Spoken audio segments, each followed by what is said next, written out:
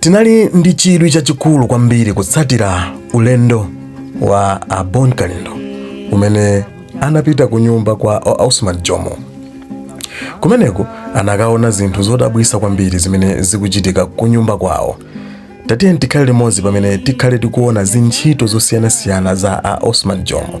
Tikulandireni kulikonse kumene muli pa Malawi Today. Malawi Today. Libanja Malawi anzanga, lero tili kunyumba kwa Jomo. Ndipo Malawi mmamuziwa Jomo ngati munthu amene ndi meya, komanso amakonda za mpira, amachita sponsor ma timu osiyanasiyana, komanso ali ndi timu yake. Komano ambiri simadziwa kunena kuti Jomo ali ndi mtimanso osunga ana.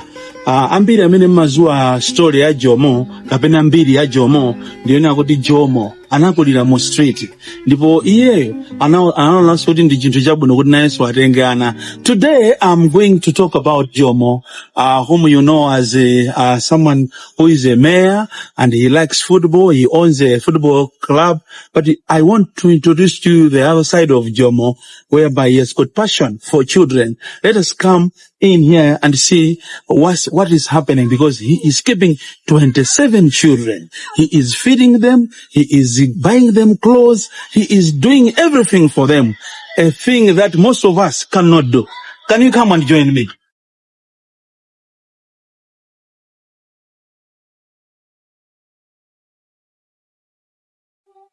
Mlibanji nonse? Sile maziwa?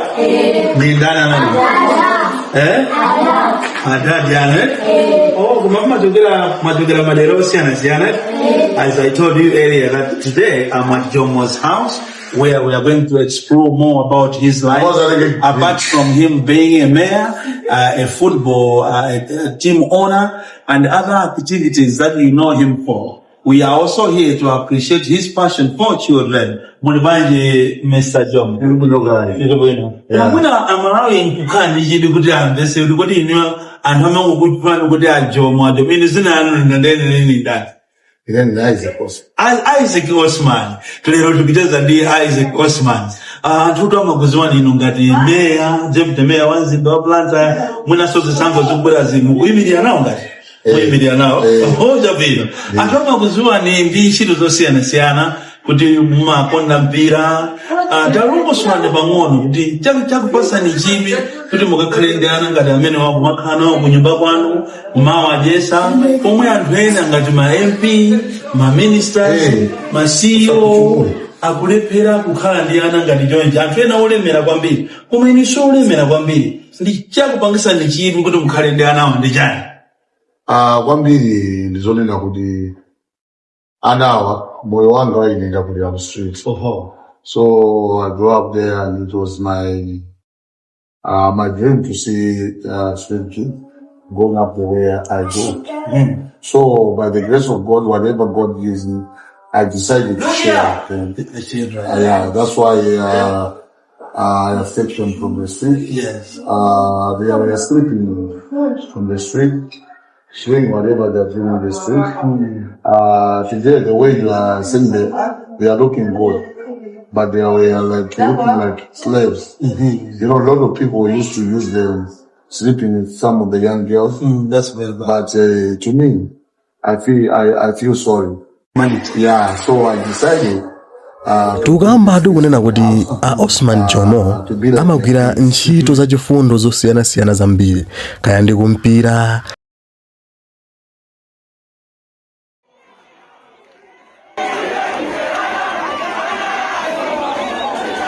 kaya ndi malo ena aliwonse osiyanasiyana pamene pali kuthekera kutero. Kotero a Jomo ntchito yawo amagwira za chifundo zambiri. Pali zambirimbiri zimene iwo akhala kupanga, monga ngati kuwalimbikisa ana amene akuyenda m'misewu makamaka maskini amenewa kuti akhale ndi tsogolo labwino. Mukumbukira bwino kuti a Jomo adakhalapo munthu wopemphesa mu msewu amene timati maskini. Iwo akuliratu mu msewu, ndipo akaonana amenewa amawalangiza komanso kuwapasa zinthu zosiyanasiyana monga mmene akuchitira apamo.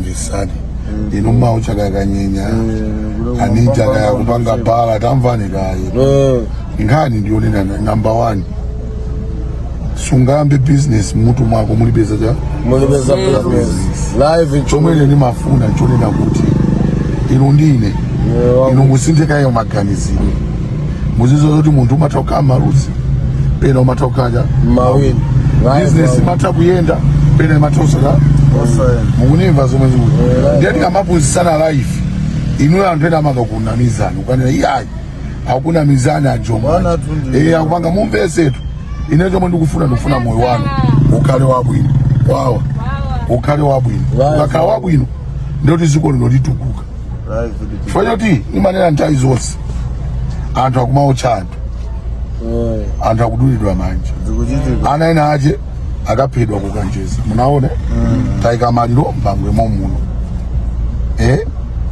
amakaba agwira sono anthu panopo atopa aninja sitifuna kuluzana awa sitifuna ti aluzi awa sitifuna ti aluzi tikhale beni moyo live wako mwamveseti mukumva mwene Yusuf waja mwene Imrani nuli zina gogo anga mwamveti live wako tieni moyo apanga muntu umati wapanga china chili chonse imafikana nthawi umasita ineyo imani sakambeza ndali iya aizandali munimvesese amwene lero ineyo ndikuyendera gali moto iyi koma naliso ngati ndekuti inu yonso sikuli naje mutakhala munthu wabwinobwino mukozo zafika pomwe ndili koma lero anthu atakudulani mapazi ndi manja muzakhala tu maskini pakakalekale mwamvesa ndiye sitikufuna chimene tikufuna iweyo meulili Imrani ndi gulu lako mukhale ana abwino tisinthe tiyende limodzi tiapempha anthu ena ati akuthandizeni geni omwe mukupanga chakuonjezereni awa geni omwe akupanga ati kaonje koma tisatenge ndalama mwachiduli ine ndi mazuwa moyo wa mugeto moyo wa mstreet mwamveseni ndiye zimenezozo tentikumane mande aninji ndani tikumane ichi tentikumane mande ndithu mmenemo ndi mmene achitira a Osman Jomo kotero kuti sizinali zodabwitsa kuona the DC akupita kwawo kukapeza zinthu ngati zimenezi kuti akuthandiza ana ambiri kuwapasa zinthu zosoweka pa moyo wawo nkumakhala nawo kunyumba kwawo ngati ana awo ndithu mmenemo ndi mmene adayendera Bon Kalindo ndipo kwa amene mukutipeza kumene nkhani imeneyi ndi imene tinakubweretserani koma osayiwala kupanga subscribe, like, comment komanso kupanga share kuti zambiri zisamakuphonyeni kufika nthawi ina tingoti mwakoma nonse zikomo.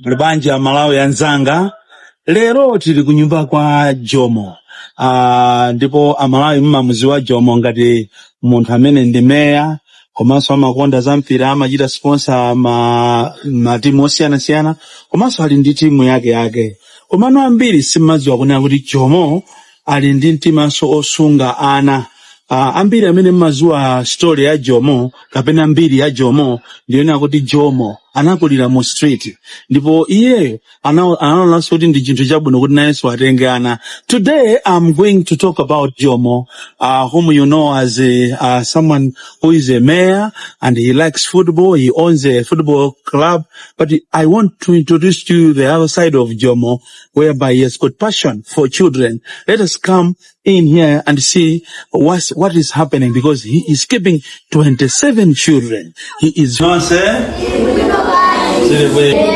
maziwa ni ndana nani